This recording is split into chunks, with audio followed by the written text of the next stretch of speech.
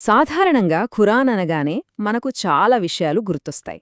కానీ అదే ఖురాన్ని ఒక హిందూ ఆధ్యాత్మిక గురువు ఇది ఒక జీవన కళ అని వర్ణిస్తే వినడానికే ఆశ్చర్యంగా ఉంది కదా. సరే, ఈరోజు మనం సరిగ్గా ఇదే అసాధారణమైన దృక్కోణాన్ని కొంచెం లోతుగా చూద్దాం. ఇదిగోండి, ఇదే ఆ పుస్తకం. పేరు ఖురాన్ ఒక జీవన కళ. అసలు విషయమేంటంటే ఈ పుస్తకాన్ని రాసింది ఒక హిందూ ఆధ్యాత్మిక గురువు స్వామి లక్ష్మీశంకరాచార్య. ఇక్కడే అసలు ప్రశ్న మొదలవుతుంది. అసలు ఒక హిందూ స్వామికి ఖురాన్ మీద పుస్తకం రాయాల్సిన అవసరమేమొచ్చింది? సరే, ముందుగా ఈ రచయిత ఎందుకు అంత ప్రత్యేకం, ఆయన దృక్కోణం ఎందుకంత అనూహ్యమో చూద్దాం. అసలు ప్రశ్న ఇదే. ఒక హిందూ ఆధ్యాత్మిక నాయకుడు ఖురాన్ గురించి ఒక పుస్తకం ఎందుకు రాస్తారు? ఆయన ఉద్దేశం ఏమైయుంటుంది? ఈ ప్రశ్నలకు సమాధానం మనకు రచయిత మాటల్లోనే దొరుకుతుంది. ఆయనేం చెప్పారో చూద్దాం. రచయిత చాలా స్పష్టంగా ఒక విషయం చెప్పారు. ఆయన ఉద్దేశమేంటంటే, ఖురాన్ అసలు సందేశం ఒకటైతే దాన్ని చాలామంది తప్పుగా అర్థం చేసుకుంటున్నారు. ప్రపంచంలో చాలా అపర్ధాలున్నాయి, ఆ అపర్ధాలను తొలగించాలన్నదే తన లక్ష్యం అని ఆయన పేర్కొన్నారు. అయితే ఈ అపార్థాలెందుకొచ్చాయి? దీని వెనక ఉన్న సమస్య ఏంటి? దాని గురించి ఇప్పుడు చూద్దాం. ఖురాన్ పట్ల ఎలాంటి తీవ్రమైన అభిప్రాయాలున్నాయో చెప్పటానికి రచయిత ఒక చారిత్రక ఉదాహరణ ఇచ్చారు. అప్పటి బ్రిటిష్ ప్రధానమంత్రి విలియం గ్లాడ్స్టోన్ అన్న మాటలివి. ఈ పుస్తకం ఉన్నంతకాలం ప్రపంచంలో శాంతి ఉండదు. ఎంత తీవ్రమైన వ్యాఖ్య కదా. చూసారా, ఇలాంటి అభిప్రాయాలే అసలు సమస్య అని రచయిత అంటున్నారు. ఆయన ఏమంటారంటే, ఒక గ్రంథాన్ని దాని అసలు ఉద్దేశాన్ని మూల సూత్రాలను పక్కనపెట్టి చదివినప్పుడు ఇలాంటి తప్పుడు అభిప్రాయాలే ఏర్పడతాయి. మరి ఈ సమస్యకు పరిష్కారమేంటి? ఇక్కడే రచయిత తన ప్రధానమైన ఆలోచనను మన ముందుకు తెస్తున్నారు. అదే జీవనకళ. అసలు జీవనకళ అంటే ఏంటి రచయిత దృష్టిలో? ఖురాన్ అనేది కేవలం ఒక మతగ్రంథం కాదు.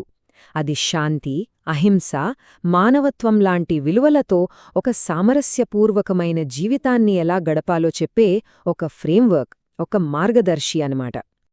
అంటే ఆయన ప్రకారం ఖురాన్ మనకేం నేర్పిస్తోందంటే, మన కుటుంబంతో, చుట్టూ ఉన్న సమాజంతో ఎలా కలిసిమెలిసి జీవించాలి, అసలు మంచికి చెడుకి ఉన్న తేడా ఏంటి, ఒక నైతిక విలువలతో ఒక కళాత్మకమైన జీవితాన్ని ఎలా సాధించాలి, ఇలాంటి విషయాలన్నింటికీ ఇదొక గైడ్ లాంటిది.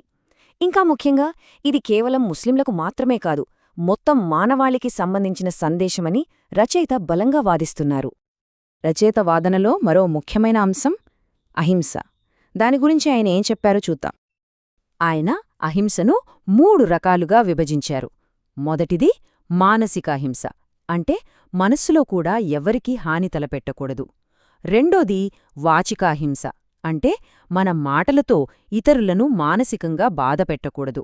ఇక మూడోది శారీరక అహింస, అంటే చేతలతో ఎవ్వరికీ హాని చెయ్యకపోవడం. ఈ 3 కలిస్తేనే సంపూర్ణ అహింస అని ఆయన అభిప్రాయం.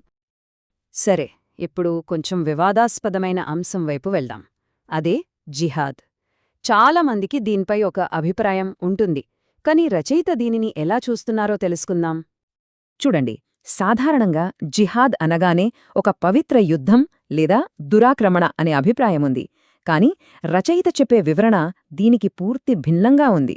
ఆయన ప్రకారం జిహాద్ అంటే శాంతి, సత్యం, మానవత్వం ప్రమాదంలో పడినప్పుడు వాటిని రక్షించుకోడానికి చేసే ఒక ఆత్మరక్షణ పోరాటం.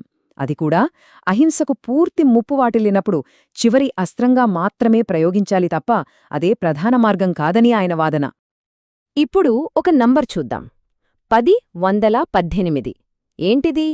ఈ సంఖ్యకు మనం మాట్లాడుకుంటున్న విషయానికి సంబంధమేంటి? రచయిత చెప్పేదాని ప్రకారం ప్రవక్త ముహమ్మద్ నేతృత్వంలో దాదాపు 10 సంవత్సరాల పాటు జరిగిన యుద్ధాల్లో ఇరుపక్షాల వైపు కలిపి చనిపోయిన వారి మొత్తం సంఖ్య ఇది. కేవలం 10-18. ఆ యుద్ధాలు కేవలం ఆత్మరక్షణ కోసమే జరిగాయని, అవి చాలా పరిమితంగా ఉండేవని చెప్పడానికి రచయిత ఈ సంఖ్యను ఉదాహరణగా చూపిస్తున్నారు. ఇంకో ముఖ్యమైన విషయం, మతం విషయంలో ఎటువంటి బలవంతం ఉండకూడదు అని ఖురాన్లోనే ఉంది. దీన్ని ఉటంకిస్తూ రచయిత ఏమంటారంటే, ఇస్లాం అనేది కత్తితో వ్యాపించలేదు, దానిలోని సద్గుణాల వల్లే వ్యాపించింది అని చెప్పడానికి ఇది ఒక బలమైన నిదర్శనం. సరే, ఇన్ని విషయాలు చూశాం కదా, మరి ఈ రచయిత చెప్పాలనుకుంటున్న అసలు సందేశమేంటి? దాన్ని ఒక్కసారి చూద్దాం.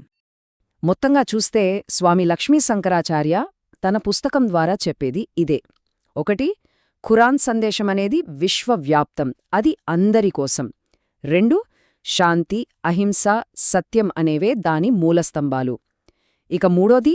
అన్నింటికన్నా ముఖ్యమైనది, ఏ గ్రంథాన్నైనా సరే సరైన ఉద్దేశంతో, సరైన దృష్టితో చదివి అర్థం చేసుకోవడం చాలా ముఖ్యం. చివరగా ఒక ప్రశ్న. ఒక సందేశం ఎంత గొప్పదైనా దాన్ని చెప్పే వ్యక్తిని బట్టి మనం దాన్ని అర్థం చేసుకునే విధానం మారుతుందా? అంటే సందేశాన్ని మోసుకొచ్చే వ్యక్తి ఆ సందేశాన్ని ఎంతవరకు ప్రభావితం చేస్తాడు? ఇది ఖచ్చితంగా ఆలోచించాల్సిన విషయమే కదా.